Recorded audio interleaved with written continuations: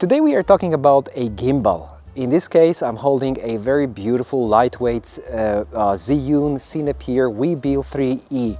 It's an awesome gimbal. It's very lightweight. It's great for modern content creators. I have Fujifilm X-S10, but you can also use X-S20 on it, or any camera like Sony A7 Mark IV, Sony A7 Mark III, whatever you are thinking of, or Panasonic.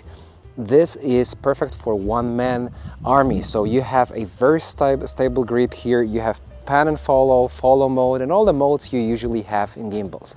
But the main question here is, if with in-body image stabilization in nowadays cameras, you still need a gimbal. Let's try to find out. In this video, we will test, like in general, 3 scenarios plus 1 bonus scenario. So first scenario is when I'm just following my wife, beautifully dressed in a beautiful city of Faro. And we are in the old town, and Faro is beautiful in southern Portugal, and you can see for yourself that the difference between having a gimbal and not having a gimbal is huge. So first is like walking with gimbal, and this is so smooth. Then you take a look at walking without gimbal, and it's much more jerky. Of course, you can image stabilize it. Oh man, like I'm not sure if you can hear the airplane. So there's way more jerkiness to a handheld scenario in this case, and yes, I'm pushing this setup to the limits because I'm using my Fujifilm body with internal image stabilization and 30mm lens, Sigma lens. So that's usually something that you would not use in handheld scenario while walking, more in like more stable situations. But the difference is clear here. The winner is, of course, shot on a gimbal.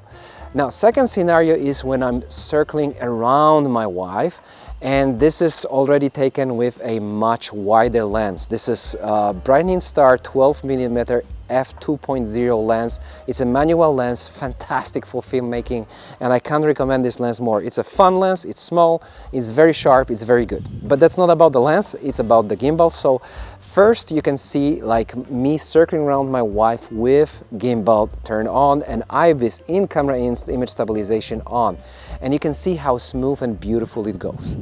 Now, second scenario is when I'm trying to do as smooth as possible, like handheld shot. And of course, again, like it's IBIS is on and I'm trying my best, but there's a lot of jerkiness, there's a lot of shakiness in this scenario. However, in my personal opinion, I perform better than while in a walking scenario.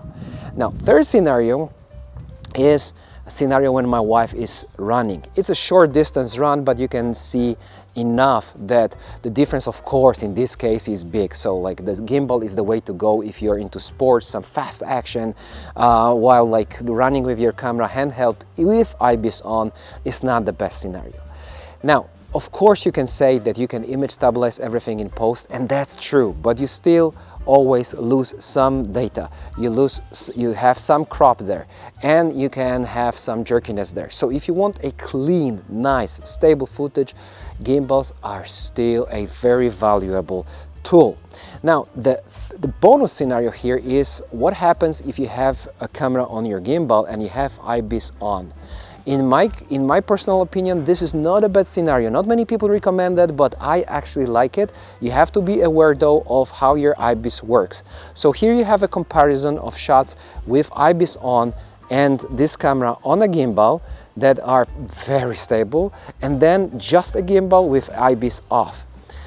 Well, both shots are very stable, both are very good. In both cases, Zhiyun CinePeer Weebill 3E is doing a great job, but I actually prefer the one with IBIS on. But again, if you are doing sudden moves, something like more dynamic, you want to have it off, because a lot of in-body image stabilization systems, like in Sony cameras and Fujifilm cameras, for example, they will give you some jumps, some jerkiness there, while Panasonic way less.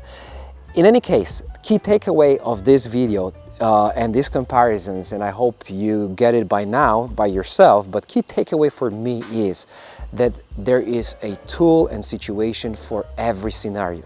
Handheld, I love small setups. I love just a camera and me holding it and having full control. And I prefer to have this perfect control over the image while handheld. But that gimbal does have its own rightful place in this whole filmmaking game, because if you need something super stable, if you need to follow a person and you want something very professional and nice looking, this still is a very valid tool. Specifically nowadays with this lightweight and very easy to use setups that you can set up in like, I don't know, under 1 minute, and you have something lightweight that I don't even feel like an extra weight in my hand.